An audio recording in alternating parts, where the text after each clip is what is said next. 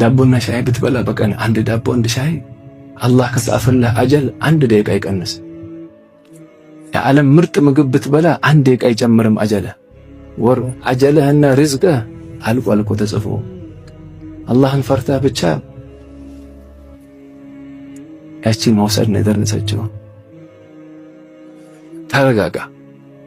ያንተ የሆነውን ወላህ ወተላህ ወቢላህ ያንተ የሆነውን ሪዝቅ ከአንተ ሌላ ማንም አይወስደው። ደከማ ብትሆን 24 ሰዓት ብትሰራ ያንተ ያልሆነው ሪዝቅ ወላሂ አይመጣም። ይሄ የቂን ከሌለ 1 ዓመት ኹሩጅ በጣም ከዛ ችግር አለበት ውስጥ ላይ ታውቃላችሁ። ቀብር ከፈን ይሰርቅ የነበረ ሰው አሁን መስረቁ ነው የሚገርመው። ድፍረቱን የገረመኝ ነው ከመስረቁ። እኛ መቅበር እንፈራለን። ለሊት ሄደ ከፈን መስረቅ ላኢላሃ ኢላላህ። አልሐምዱሊላህ ዘመናችን ላይ ሽፍታዎችም አደብ አድርገዋል ማለት ነው። ሰለላሁ ዐለይሂ ከዛ ተውባ አረገ። ወደ አላህ ተመልሶ ደርስ ያሐድር ነበር ሼኹ ጋር ጠየቀ። እንዴት ነው አሉት። ጠየቁ ስለ ሐያቱ ሲጠየቅ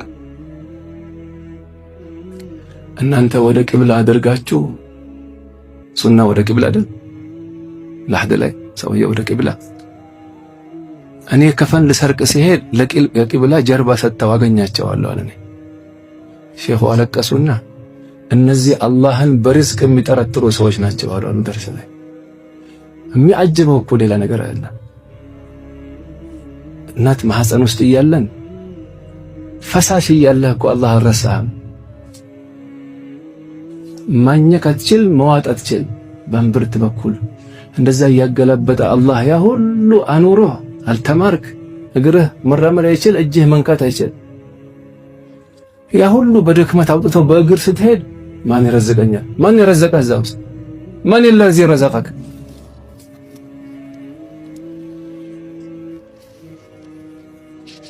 ኢነላህ ሁወ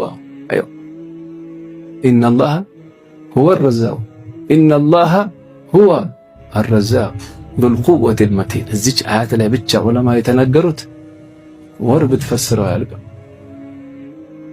ኢነ ሐርፍ ተውኪድ ወነስብ እኮ ነው ነሕው ላይ። ሁወ ሲመጣም እዚህ ጋር ስር አለ።